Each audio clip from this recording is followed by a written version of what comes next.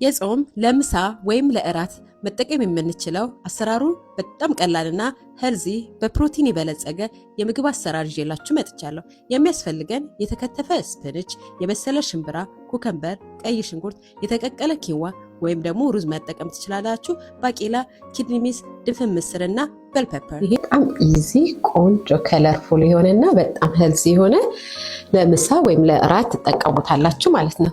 አሁን ደግሞ ሶስ እንሰራለን። እዚህ ላይ ሰላንችሮ አለኝ፣ ጨው፣ ብላክ ፔፐር ወይም ደግሞ ቁንዶ በርበሬ፣ ሚጥሚጣ በጣም ነው የምወደው፣ በርበሬ ለከለር እና ለጣዕም፣ የተለያዩ ቅመሞችን ማድረግ ትችላላችሁ ነው።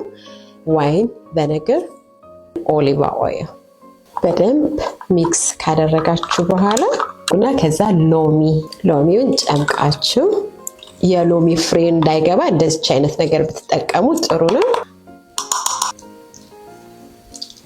ይሄ ቆንጆ ፍሌቨር ይሰጣል ማለት ነው። ከዛ ሚክስ ታደርጋላችሁ ማለት ነው። ለምሳም ለእራትም ከጎንም ከምግብ ጋር ጎን ማድረግ ትችላላችሁ።